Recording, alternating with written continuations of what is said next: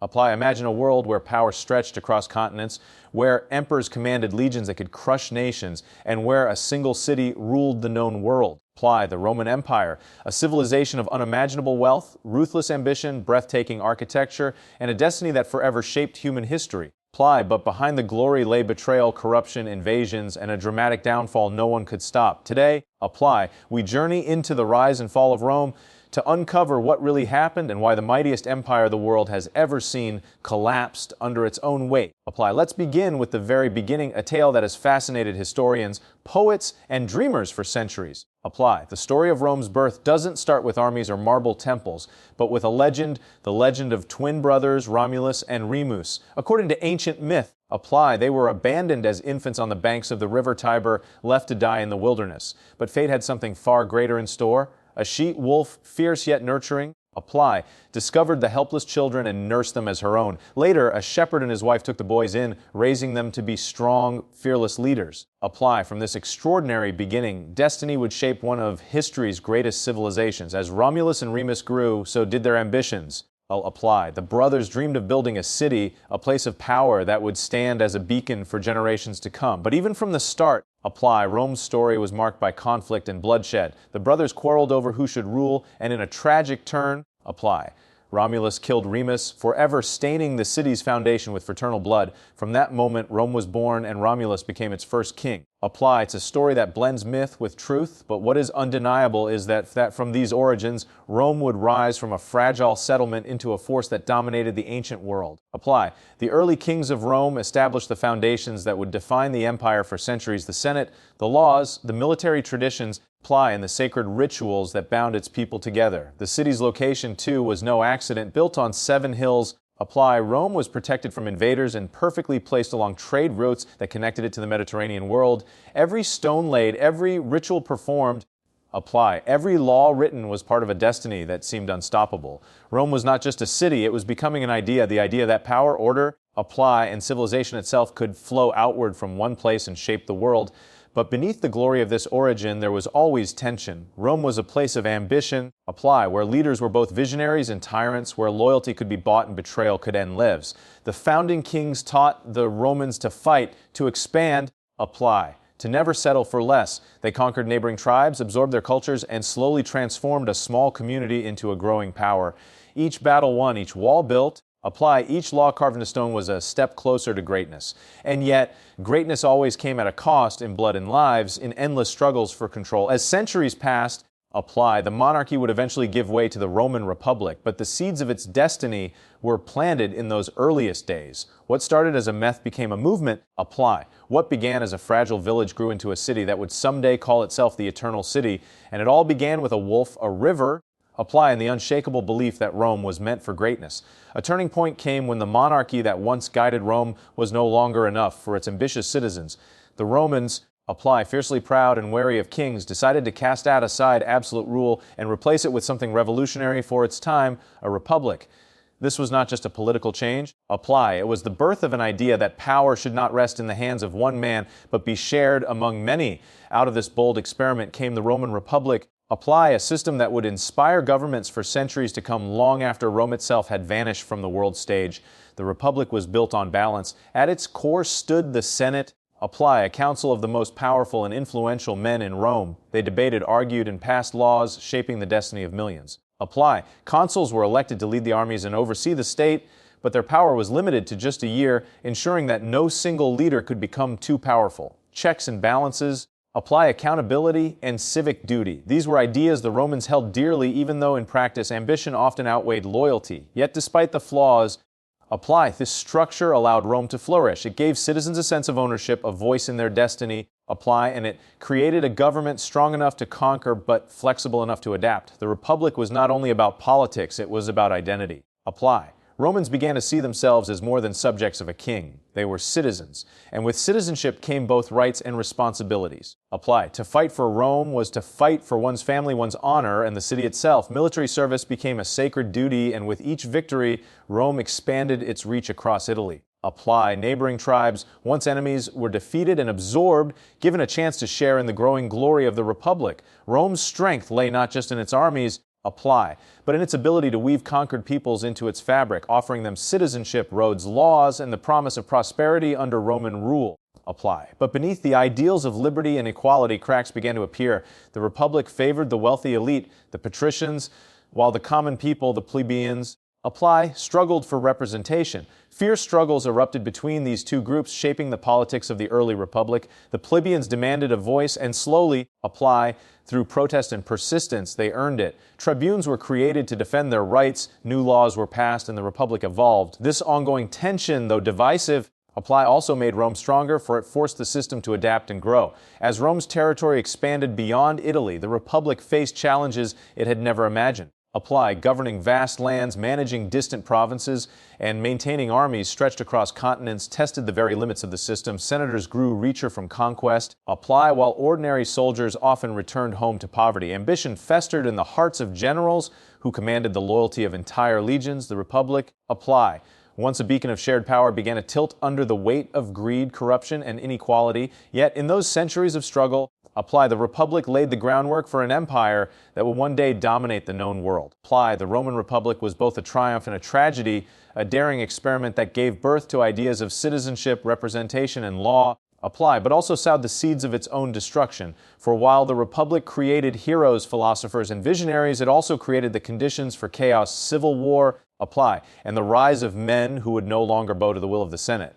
And in this balance between freedom and ambition, apply, Rome's destiny was set toward a future that would both dazzle and devastate the ancient world. You'll be amazed to know that in the turbulent twilight of the Roman Republic, apply, one man rose from the shadows of obscurity to become both its greatest hero and its most dangerous threat. His name was Gaius Julius Caesar, a man whose brilliance, ambition, apply, and relentless drive would change the course of history forever. Born into a patrician family yet far from the wealthiest of Rome's elite, apply, Caesar understood from an early age that his destiny would not come from privilege alone, but from sheer willpower, cunning, and the ability to command loyalty like no other.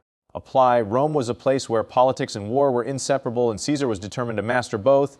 Caesar began his rise with charm and intellect, apply, captivating allies and outmaneuvering rivals. He knew that to climb Rome's political ladder, apply, he had to play a dangerous game, one where betrayal lurked behind every handshake and daggers often waited behind smiles. He gained the favor of the people with bold speeches, apply, public games, and generosity that made him a champion of the masses. To the poor, he was a savior. To the elite Senate, he was a threat in the making. Yet Caesar thrived on this tension, apply, using it as fuel to drive his ambition further. But Caesar's true genius revealed itself on the battlefield. As a general, he was unmatched, daring, innovative, and unyielding. Apply, his conquest of Gaul became legendary not only for the scale of his victories, but for the way he wrote about them. Through his own accounts, he turned military reports into propaganda. Apply, ensuring that every Roman citizen saw him not just as a soldier, but as a hero. His troops adored him, willing to follow him into impossible battles because he shared their hardships, apply, ate their food, and fought by their side. To them, he was not just a commander, but a brother in arms. To the Senate, however, his growing power was terrifying. Apply. The moment that would define him came when he stood at the banks of the Rubicon River in 49 BC, ordered by the Senate to disband his army and return to Rome as a private citizen. Apply. Caesar faced a choice: obey and risk his political enemies destroying him, or defy the Senate and march on Rome. With a single step across the Rubicon, he made his decision. Apply. The die is cast, he declared, and with it the Republic plunged into civil war. For many Romans, Caesar was the protector of their rights and the champion of their future. Apply. For others, he was the destroyer of the Republic, a tyrant cloaked in the armor of a savior. Victory in the civil war cemented Caesar's rule. Apply. He returned to Rome not as a defeated politician, but as the master of the Republic. He enacted reforms to stabilize the empire, redistributing land, restructuring debts. Apply. And reforming the calendar into one we still use today, the Julian calendar. He strengthened the state and sought to expand its reach even further. Yet his power, his vision, apply, and his refusal to bow to the Senate filled Rome's elite with fear. They whispered that he wanted to be king, that he dreamed of a crown in a land that prided itself on liberty. Apply. His greatness, once admired, became unbearable to those who feared losing their own influence. And so in the Senate chambers on the Ides of March 44 BC, apply, as he stood surrounded by men he thought were allies, Julius Caesar was struck down by their daggers. Et tu, brute. He is said to have whispered as he fell, Apply, betrayed by his closest friend, his death was meant to save the Republic, but instead it shattered it. The assassination unleashed chaos, civil wars, and the eventual rise of emperors. Apply, in life, Caesar had risen higher than any man before him. In death, he left behind a world forever changed and a republic that could never return to what it once was. Apply, another shocking detail is that after centuries of bloodshed, civil wars, and political betrayal, Rome entered a chapter unlike any before, a golden age known as the Pax Romana. Apply, or Roman peace for nearly 200 years. From the reign of Augustus in 27 BC to Marcus Aurelius in 80 AD, the empire experienced an extraordinary period of stability, apply, prosperity, and growth that the ancient world had never seen. Imagine a world where the roar of legions was no longer only the sound of conquest, apply, but the steady heartbeat of order stretching across 3 continents. Roads were safe, cities flourished, trade flowed endlessly, and the might of Rome reached its breathtaking zenith. Apply. It all began with Augustus, the adopted son of Julius Caesar, who emerged victorious from the ashes of civil war with unmatched skill. Apply cloaked his rule in the illusion of republican tradition, yet in reality he wielded absolute power. Under Augustus, Rome was reborn. He reformed the government, apply, strengthened the military, and secured the borders. But most importantly, he gave the Roman people what they craved most after generations of chaos: peace. Apply, a peace enforced not by treaties or kindness, but by the unstoppable strength of Rome's armies. Wherever the eagle standard of Rome flew, rebellion was crushed swiftly, apply, and loyalty was rewarded generously. This balance of fear and prosperity kept the empire united under one banner. The Pax Romana was more than the absence of war. Apply, it was a time of cultural explosion. Rome became the beating heart of the civilized world. Magnificent structures rose. The Colosseum, apply, aqueducts that carried fresh water into bustling cities, and vast forums where politics, commerce, and life itself intertwined. Roman engineering stunned the world. Apply, blending beauty with utility in ways no civilization had achieved before. Roads stretched in every direction, famously said to all lead back to Rome. Apply, linking far-flung provinces into a single, interconnected empire. A merchant in Egypt could trade goods with a farmer in Gaul, apply, and a soldier stationed on the Rhine could send word to his family in Spain, all thanks to the order imposed by Rome's might. Apply. The people of the empire felt the benefits in daily life. Grain shipments from North Africa fed the hungry masses of the capital. Apply, while treasures from Asia and Africa filled markets with spices, silk, and exotic animals. Citizens enjoyed the bread and circuses provided by emperors, grand gladiatorial games, apply, theatrical performances, and races in the Circus Maximus. While much of this spectacle was designed to distract and pacify the population, it also showcased Rome's wealth and ambition. Apply, to live under Rome during the Pax Romana was to live in a world where the future seemed limitless, where order and prosperity seemed eternal. Yet beneath this dazzling surface, apply, the seeds of decline were quietly sound. The very peace that Rome enjoyed depended entirely on strong leadership at the top, and not every emperor was a visionary like Augustus.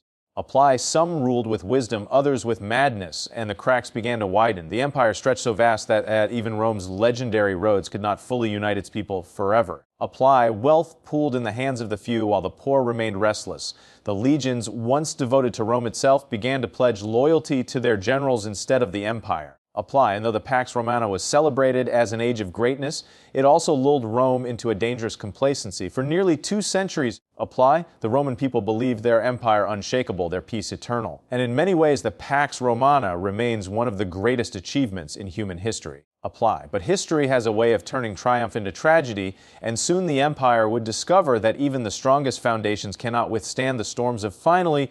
Apply, we uncover the moment when the first signs of Rome's decline began to take root, the cracks that, though invisible to many at the time, would one day shatter the empire apart. Apply, after the glory of the Pax Romana, Rome appeared invincible. Its armies guarded borders from the sands of the Sahara to the misty forests of Britain. Its cities bustled with trade. Apply, and its culture seemed eternal. But beneath the marble and splendor, a slow and dangerous erosion was beginning. Corruption seeped into the heart of the Senate. Apply, emperors grew careless or cruel, and the strength that once bound the empire began to falter. Economic troubles were among the first signs. The wealth of Rome had long come from conquest. Apply, yet as expansion slowed, so too did the streams of treasure, slaves, and resources that fueled its prosperity. Heavy taxation fell on the poor, while the elite grew ever richer. Apply, widening the gulf between classes. Coinage was debased, its silver content reduced, leading to inflation that made daily life harder for ordinary citizens. Farmers abandoned their lands, trade routes were disrupted, and hunger gnawed at the edges of the empire. For a civilization built on strength and abundance, this creeping scarcity was a warning that the golden age was slipping away. But perhaps the most dangerous cracks came from within its armies. The Roman legions, once the pride of the empire began to change, soldiers were no longer loyal to the Senate or even to Rome itself. Their loyalty shifted to the generals who paid them, fed them, and promised them victory. Emperors, desperate to hold power, bought the loyalty of troops with gold and land, turning the once disciplined army into a political weapon. Civil wars erupted as rival claimants to the throne marched legions against one another, spilling Roman blood not on foreign battlefields, but in the streets of their own cities. The empire that had conquered the world was now devouring itself from within. Beyond the empire's borders, new threats were gathering. Barbarian tribes, Goths, Vandals, Franks, and Huns watched and waited for opportunities. For centuries, Rome had held them back with its military might, building walls and fortifications to protect its borders. But as Rome's strength waned, these tribes grew bolder. Raids became invasions, testing the empire's defenses. Every time Rome paid off one tribe to buy peace, another appeared. Hungrier and stronger than the last. The empire that once struck fear into the hearts of nations was now negotiating with those it once crushed. Religion, too, played a role in reshaping Rome. With the rise of Christianity, a new faith began to replace the old gods of Jupiter, Mars, and Venus. While this brought unity and hope to many, it also divided the empire at a critical moment. Emperors debated between persecution and acceptance until Constantine embraced the faith and forever changed Rome's identity. Yet this transformation also weakened the traditional structures that had bound Roman society for centuries, leaving some clinging to the past while others embraced the new order. It was a spiritual shift that mirrored the empire's political and cultural fractures.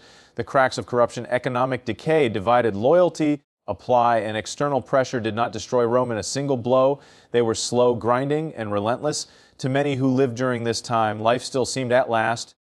We uncover the moment when the unthinkable became reality, the fall of Rome, the city that once called itself eternal. For centuries, Rome had stood as the heartbeat of the known world, its legions guarding vast borders, its emperors ruling with power unmatched, its culture shaping every corner of its empire.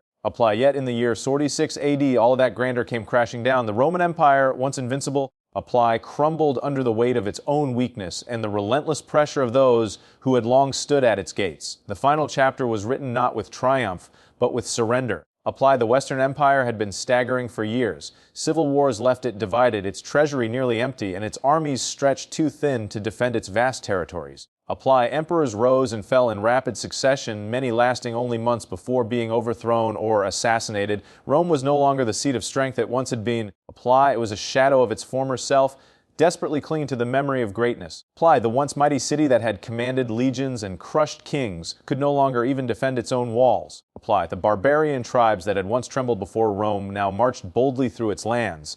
The Visigoths had already sacked the city in 410 AD, shocking the ancient world. The Vandals followed in 455, stripping Rome of its treasures, carrying off loot, and leaving destruction in their wake. Each invasion chipped away at Rome's illusion of invulnerability. The empire's borders shrank as provinces fell away, one by one, until the heart of Rome itself stood exposed. No longer a conqueror, Rome had become the hunted. The final blow came at the hands of a Germanic chieftain named Odoacer. In 476 AD, he marched on Italy, defeating the last fragments of Roman resistance. The boy emperor, Romulus Augustulus, sat upon the throne, a child more puppet than ruler, installed by powerful generals in a desperate attempt to preserve the image of empire. But Odoacer had no need for images. He deposed the boy, sending him into exile, and declared himself ruler of Italy. With that single act, the Western Roman Empire was no more. The last emperor, bore the name of Rome's legendary founder, Romulus, but unlike his namesake, he did not build a city, he marked its end.